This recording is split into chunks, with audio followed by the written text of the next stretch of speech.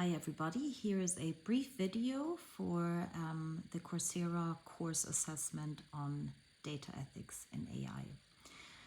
Right, so my problem statement is that many period trackers on, for example, iPhone, the health app and so forth are rather imprecise to predict the actual time frame of the period and fertility.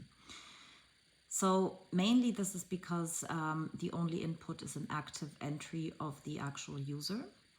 And with my solution, I want to change that. So I want to have further inputs. So to solve this problem, I would have the active input of the user to enter the period and the system.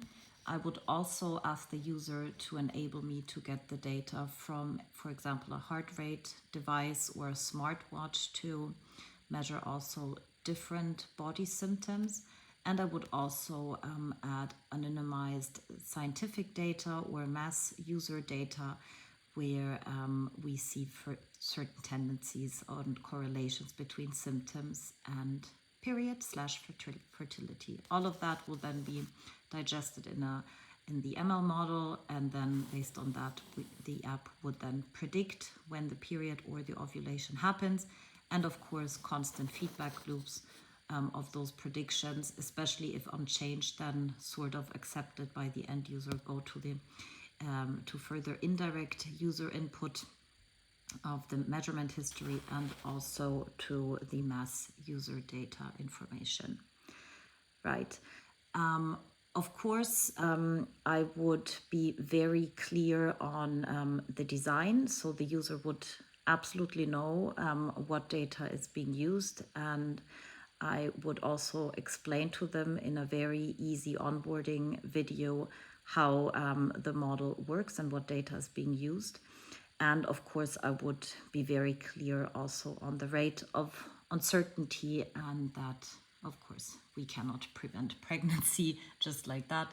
But but that it is a good indication and potentially preciser than the others.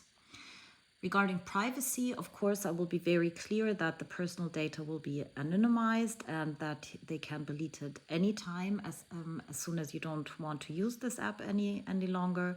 The prediction information will be only used for your own data, and if used for the mass model, also in a transcribed way. So there will be no chance to tie this back to your information, no matter how you combine this data.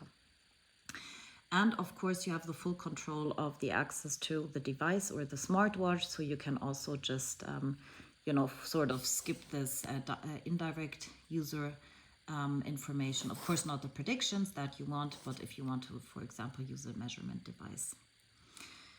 Regarding the personal data, of course, also, if you live in Europe, for example, GDPR applies and we strictly adhere to that. We only use a private cloud with servers in Europe to ensure that, even in case of geopolitical changes or so ever, it will be an EU data center and with an EU recovery plan and so forth, and no other country can then access that. So also like double tying on this whole data privacy setup. Right. A potential source of bias can be that if you're not very precise in actively entering your data, that can be an issue. And also, it depends on how accurate others enter it. That can be an issue.